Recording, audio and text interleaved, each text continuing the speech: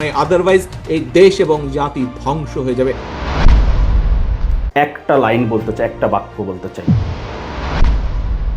তারেক রহমানের প্রতিটি বাক্য বিএনপি নেতা কর্মীদের জন্য দিক নির্দেশনা আর রাজনীতির জন্য দলিল।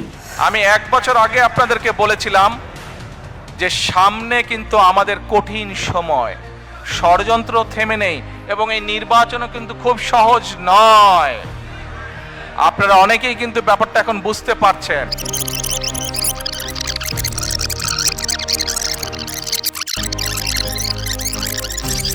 অদৃশ্য প্রতিপক্ষ ধীরে ধীরে দাঁড়িয়ে গিয়েছে। আপনাদেরকে এদের সম্পর্কে সচেতন থাকতে হবে। আজকে থেকে প্রায় 3 মাস আগে আমি এই কথাটি বলেছিলাম। আমি আজকে থেকে 7 মাস 8 মাস আগে বলেছিলাম আপনাদেরকে। আজকে থেকে প্রায় 1 বছর আগে আপনারা বহু মানুষ সেদিন সেখানে উপস্থিত ছিলেন। গুপ্ত স্বৈরাচারের আবির্ভাব হতে পারে দেশে। গুপ্ত বাহিনীর সেই অপকৌশল থেকে রক্ষা পাওয়ার জন্য অন্যতম প্রধান কৌশল হচ্ছে একটি, ফ্যাসিবাদে বিরোধী জাতীয় ঐক্য বজায় এবং বহাল রাখা। তা না হলে একটি ভয়াবহ কিছু হয়তো অপেক্ষা করছে। জনগণকে সাথে রাখতে না পারি এই দেশের অস্তিত্ব নিয়ে ভবিষ্যতে প্রশ্ন দেখা দিবে। মানুষের অধিকাংশ ভোটারের সমর্থন পাওয়ার সম্ভাবনা যত বেশি উজ্জ্বল হয়েছে, তত বেশি দেখেছেন বিএনপিকে মিডিয়া ট্রায়ালের সম্মুখীন করা হচ্ছে। ঠিক 1/11 সময় যেভাবে বিএনপিকে মিডিয়া ট্রায়ালের সম্মুখীন করা হয়েছিল, ঘটনা ঘটেছে একরকম, পত্রিকার পাথে উপস্থাপন করা হয়েছে আরেক রকম ভাবে।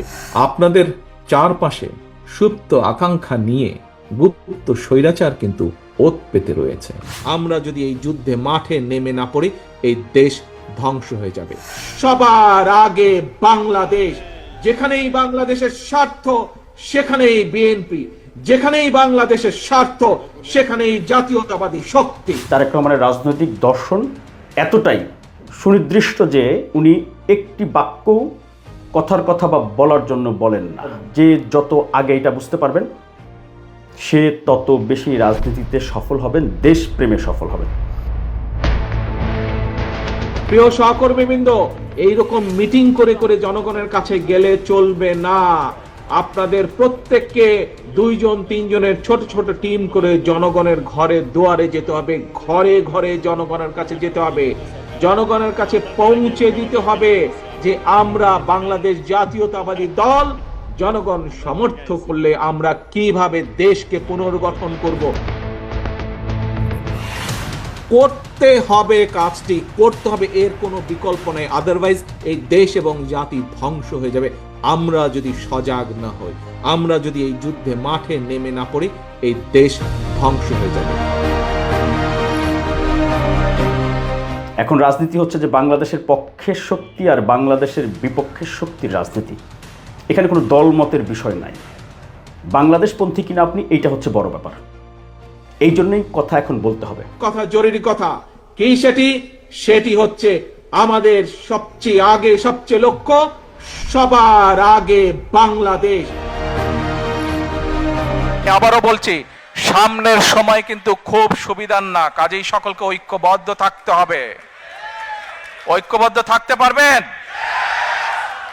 ঐক্যবদ্ধ থাকতে পারলেই আমরা আমাদের এই যে পরিকল্পনা বললাম সফল করতে পারবো।